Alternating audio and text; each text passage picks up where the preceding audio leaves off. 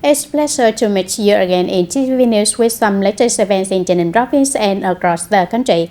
Ladies and gentlemen, alongside Ho Chi Minh City Mobile Expressway project, TayNinhTV is urgently implementing the necessary processes to accelerate the progress of the Goyo-Samat Expressway. Recently, the People's Committee of TayNinhTV Province sent a document to the Ministry of Finance and the Ministry of Construction to consider supporting the allocation of capital from the central budget for the 2026-2030 period, amounting to approximately 2,535 billion Vietnam dong for the first phase of the project. This phase will cover the section from Goyo to TayNinhTV City. The first phase of the construction project from Goyo to TayNinhTV is being implemented under the PPP method with a length of 28 kilometers, consisting of 4 standard lanes. And the People's Committee of TayNinhTV Province is committed to expediting the legal procedures to implement the process and to complete it before 2030. In the 2021 to 2030 road network planning, with a vision towards 2050, the expressway is expected to have a total length of about 65 kilometers with 4 lanes, and the investment process is expected to be completed before 2030. And this expressway is reserved as a major traffic route running from the north to south through the TayNinhTV Province, connecting with the Ho Chi Minh City Mobile Expressway. It is identified as driving force to boost the development of other economic sectors such as trade, services, tourism, and agriculture. In February 2025, commercial activities in the province saw positive trends. The supply of goods was abundant, prices remained stable, and effective trade promotion activities were conducted, resulting in favorable signals in the consumer market. Specifically, the total retail sales of goods in February 2025 are estimated to reach 8,640 billion Vietnam dong, an increase of 0.05% compared to the previous month, an increase of 11.45% compared to the same period last year. Of the 12 product categories, 4 saw a decline, while 8 saw a slight increase. Products such as fruit and agricultural goods saw a decrease due to reduced demand after the Lunar New Year holiday. Cumulatively over 2 months, retail sales of goods are estimated to reach nearly 17,280 billion Vietnam dong, an increase of 11.45% compared to the same period last year, with on product categories soaring growth. This demonstrates the effectiveness of boosting production activities, stimulating consumer demand, supporting production and business, and developing the domestic markets. The audience to avoid waste and ensure budget savings during the process of streamlining the administrative apparatus, the Provincial People's Committee has recently issued a directive to departments and localities to suspend the implementation of new construction, renovation, repair, and operating projects for office buildings during the administrative streamlining process. According to the directive from the Provincial People's Committee, the departments and localities are to temporarily suspend or instruct the suspension of the implementation of projects related to the construction, repair, renovation, or operating the office buildings for administrative agencies, public service units, and public administrative units that use local budget funding at the provincial or district level under their management until the further direction from the Provincial People's Committee.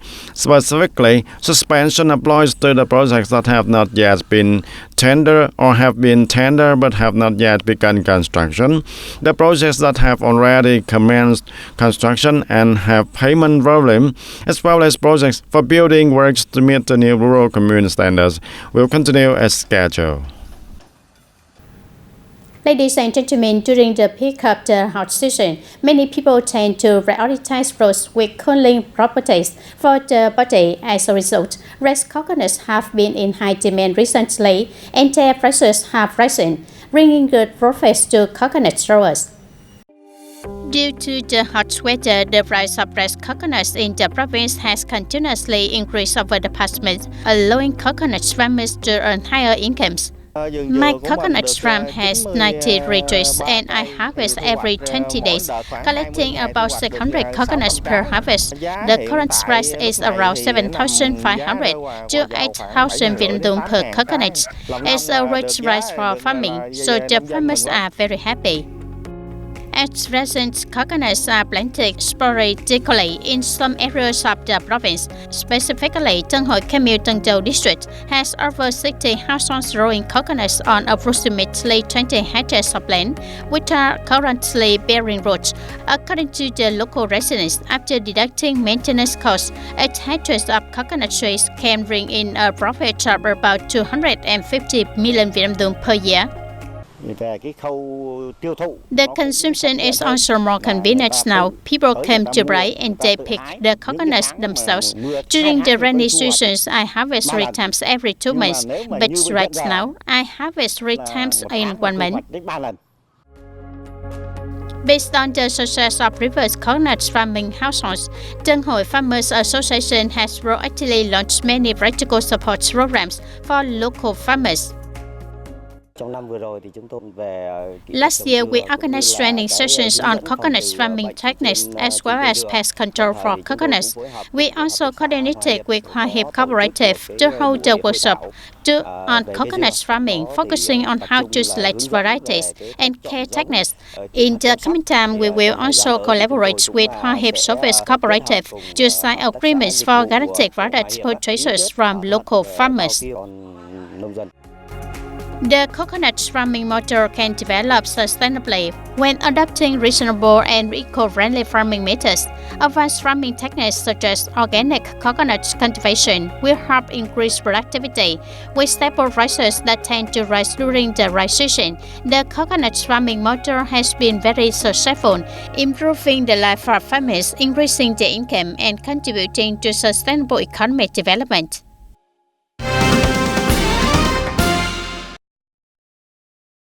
According to statistics, since the beginning of 2025, the farmers' unions at all levels in the Surrey have coordinated with the TayNinhTV Provincial Policy Bank to disburse more than 242 billion Vietnam dong to over 5,700 members' households, an increase of over 9.3 billion Vietnam dong compared to the beginning of the year. Notably, in implementing disbursements for the young people who have currently military service, the police service, and voluntary youth fulfilling their duties according to the economic and social development programs and projects, the TayNinhTV Farmers Union has supported and created opportunities for 5 households, including the farmers' soldiers, to access loans for economic development with a total loan amount of 260 million Vietnam dong.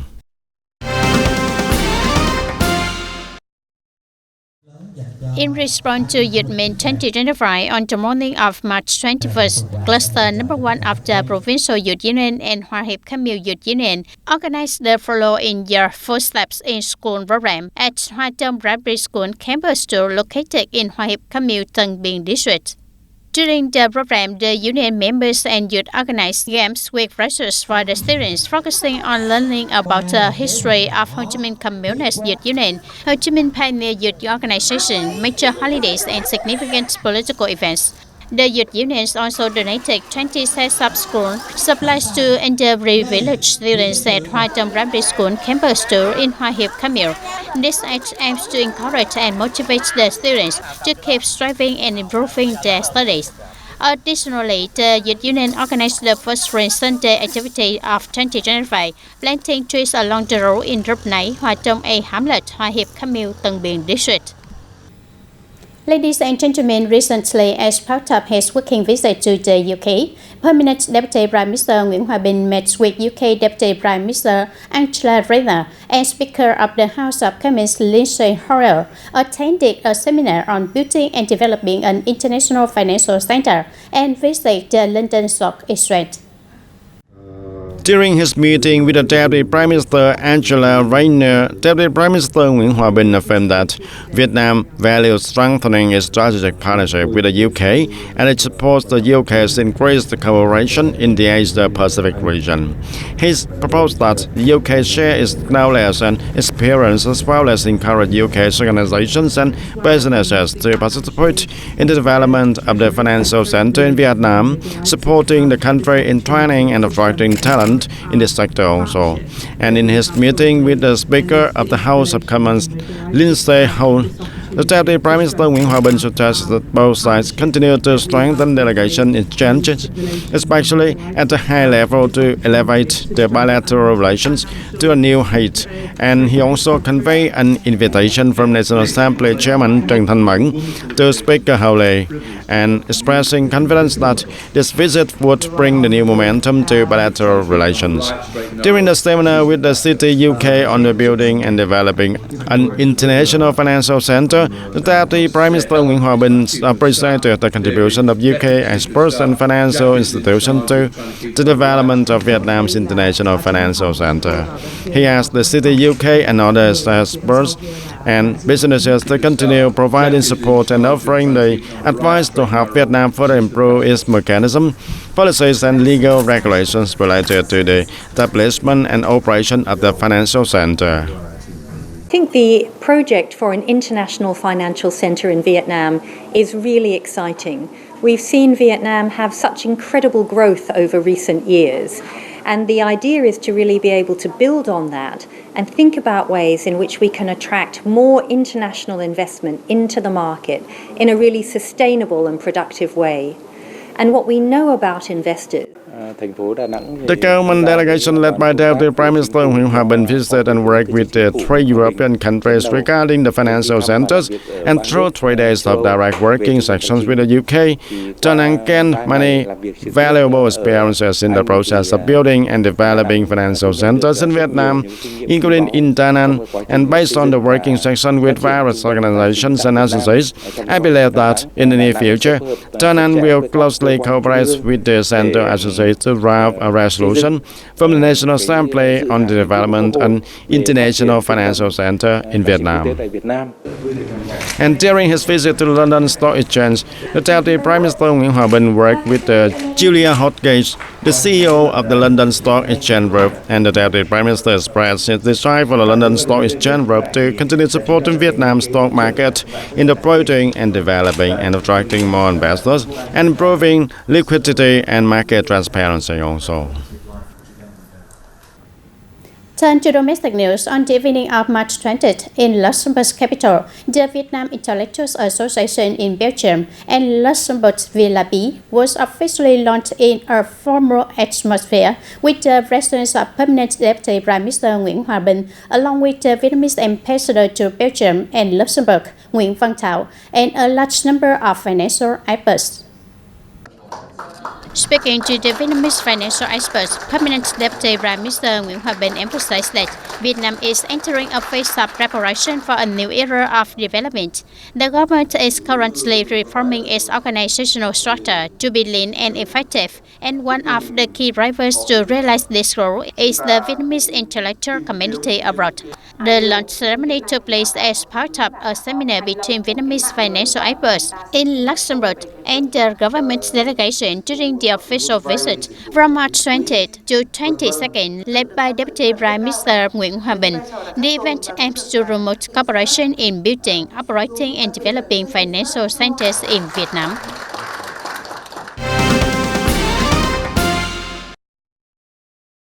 On the afternoon of March 20th, during his working trip to the southern provinces, the Prime Minister Phạm Minh Chính visited and inspected the progress of the Long Thanh International Airport project and its connecting transport routes. Encouraging the units working at the construction sites, the Prime Minister Phạm Minh Chính emphasized that the Long Thanh International Airport project is of the great significance. After much effort, determination and commitment, the shape of the modern airport has started to take form. However, there are still some obstacles and difficulties during the construction process. The Prime Minister stressed that the efforts must be made to essentially complete the project by the end of this year to welcome the first flight, and therefore ministry departments and state localities and contractors must all make their efforts and focus on accelerating the construction progress, especially for components project 3, the most important part of the airport. And the Prime Minister requests that contractors adhere to their progress commitments regarding equipment imports. A vessel must be sent to the supplier sites to oversee, receive and escort the goods back to the country.